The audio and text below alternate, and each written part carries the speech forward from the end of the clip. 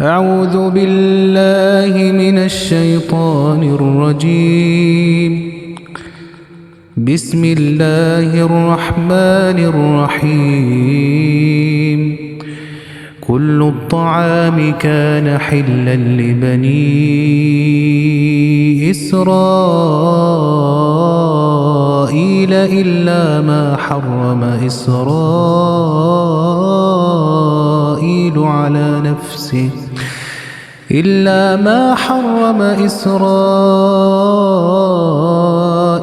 على نفسه من قبل أن تنزل التوراة.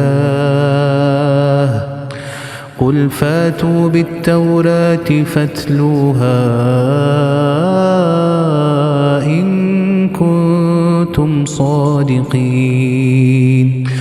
فمن افترى على الله الكذب من بعد ذلك فأولئك هم الظالمون. قل صدق الله.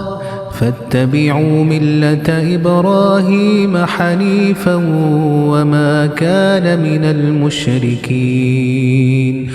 إن أول بيت وضع للناس للذي ببكة مباركا وهدى للعالمين. فيه آيات بينات مقام إبراهيم ومن دخله كان آمنا. ولله على الناس حج البيت من استطاع إليه سبيلا ومن كفر فإن الله غني عن العالمين. قل يا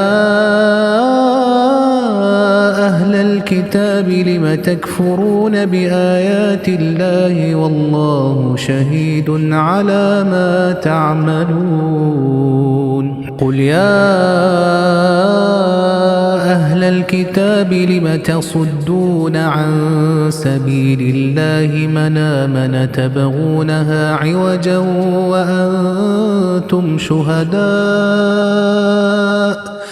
وما الله بغافل عما تعملون.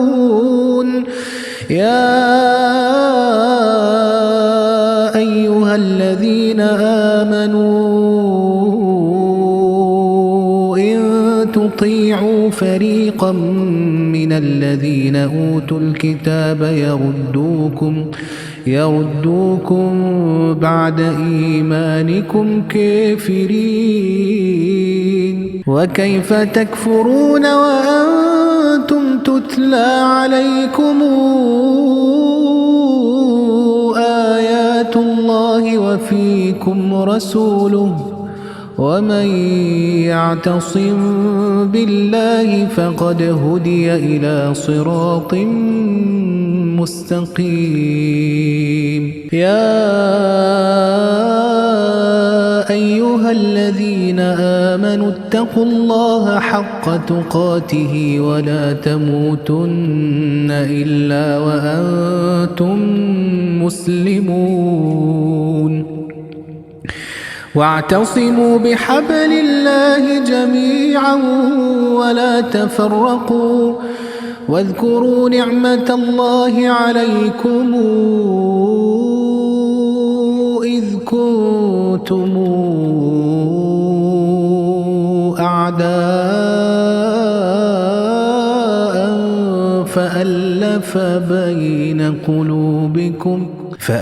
بين قلوبكم فأصبحتم بنعمته إخوانا وكنتم على شفا حفرة من النار فأنقذكم منها. كذلك يبين الله لكم آياته لعلكم تهتدون. ولتكن منكم أمة يدعون إلى الخير ويأمرون بالمعروف وينهون عن المنكر وأولئك هم المفلحون. ولا تكونوا كالذين تفرقوا واختلفوا من بعد ما جاءهم البينات وأولئك